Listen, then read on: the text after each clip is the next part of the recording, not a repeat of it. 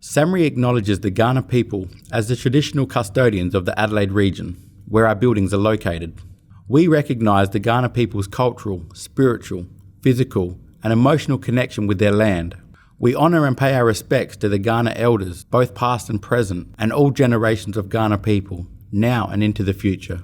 We acknowledge all other traditional owners who live across South Australia, with a special thanks to those whose lands we visited in the production of these videos. This video has been made for general information only and should not replace medical or professional advice. Speak to your health practitioner if you have any questions related to your health or medical condition. The South Australian Aboriginal Chronic Disease Consortium does not specifically endorse any medicines or treatments described in this video. Aboriginal and Torres Strait Islander viewers are warned that the following video may contain images and voices of deceased persons.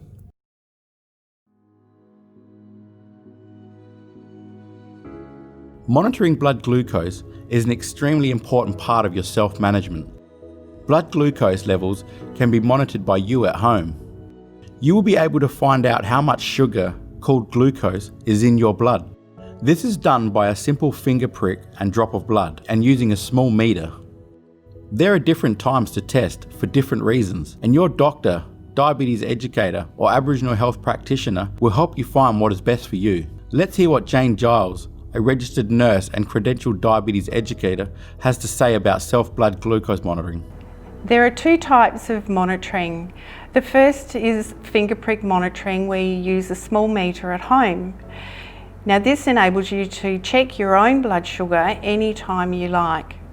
However, your doctor or nurse or health practitioner will give you advice on the best times to test based on how long you've had your diabetes, what sort of medicine you're on, or any particular risks that you might have.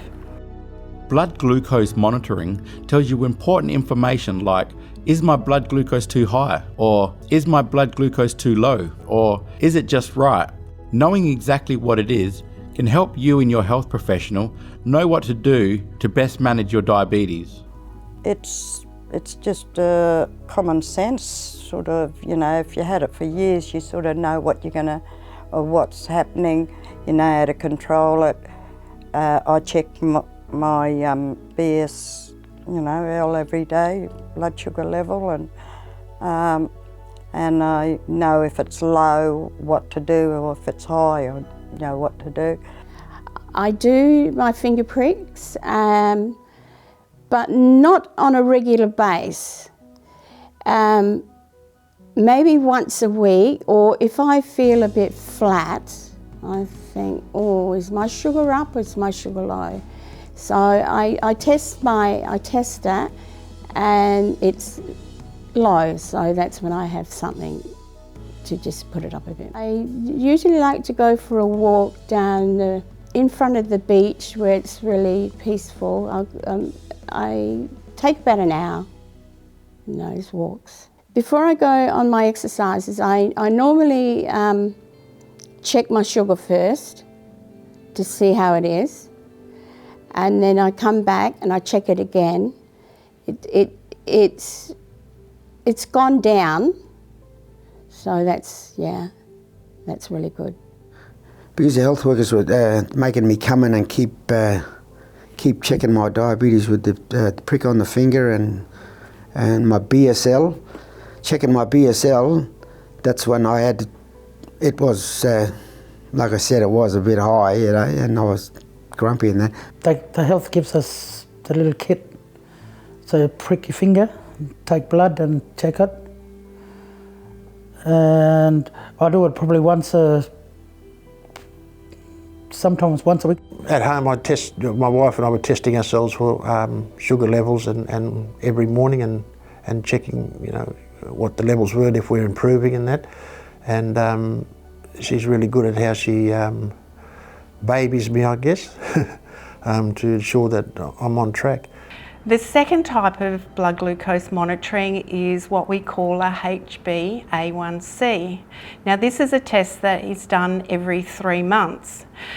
This test enables us to look at how your diabetes is tracking over a longer period of time.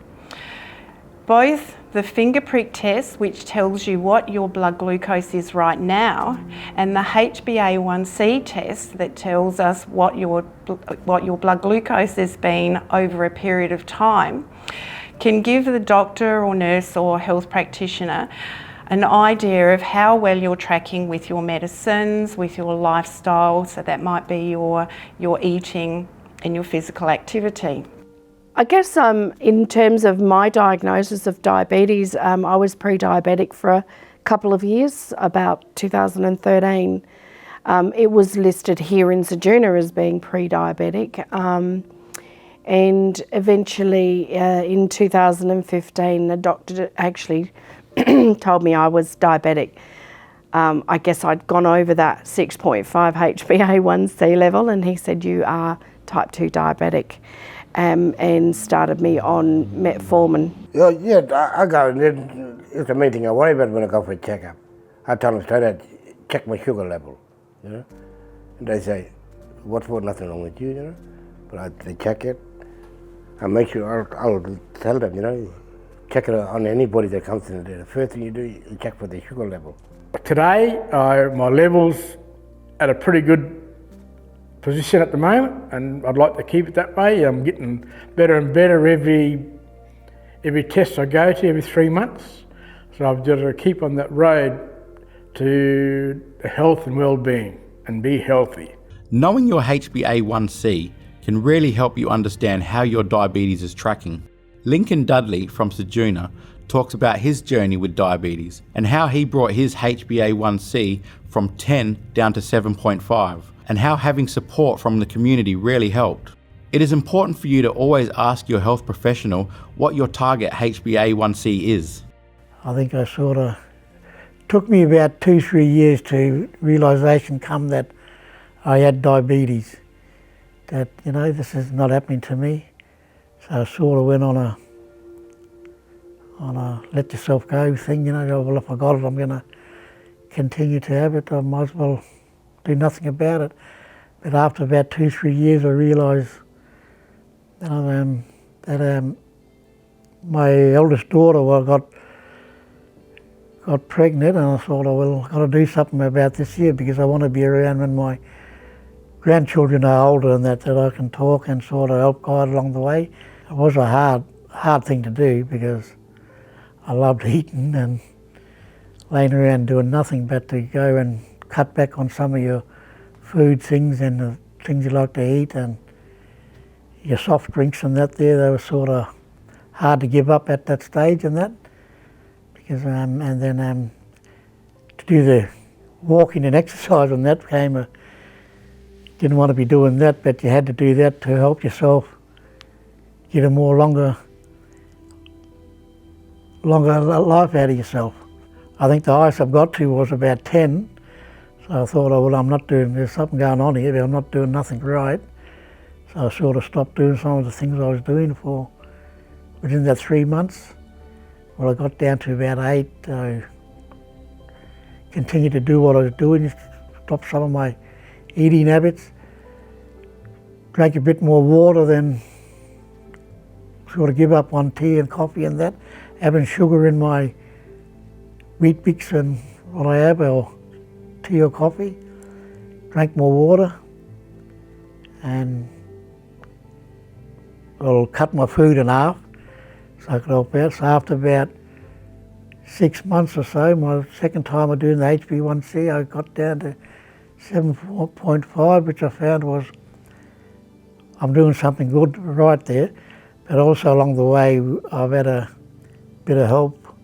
One of the things to keep in mind is that your frequency of testing and the times that you test might be different to someone else that you may know who has diabetes. It can be different for different people. Lastly, blood glucose targets are very important to understand. Each person will have their own blood glucose target, which will be a blood glucose range that fits best for you. It's also important to know what to do if you go below that target or above that target. And this is something that your diabetes nurse, your doctor, your Aboriginal health practitioner can talk to you about. So it's just simply a matter of asking the question. The government recognises that having a chronic disease can be very expensive. Tanara Tui, a senior Aboriginal health practitioner, explains how you can save money on your prescriptions and blood glucose testing supplies. If you've got a Closing the Gap, if you're part of Closing the Gap, you'll have it written on your script, and then you go to the pharmacy and there will be a discounted rate. So it might be $5 to $6 that you may pay for your metformin, but if you also hold a pension card, that should be free. Also with diabetes management, there's another scheme that you can also sign up for, and that's the National Diabetes Scheme. So you might see it on the pharmacy called NDSS. NDSS is also to help you as the clients needing your medications for diabetes management at a discounted rate. So this will mean that it'll be cheaper for you. So if you've had your NDSS card and your pension card and Closing the Gap, your scripts should be free. So for scripts, for your strips on your glucometer, for your monitoring of your diabetes, you could be saving up to $60 on one pack of strips. High blood glucose levels for long periods of time can lead to complications. These complications can affect your eyes, kidneys, feet, blood vessels, nerves, heart, teeth, and gums.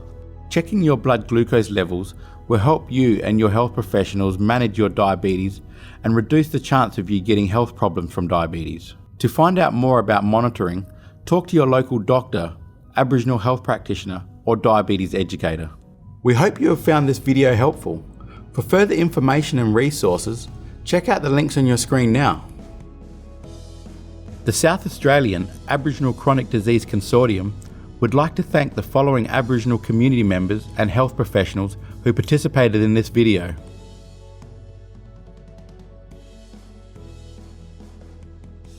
This suite of diabetes video resources has been made possible by funding from Country SA PHN.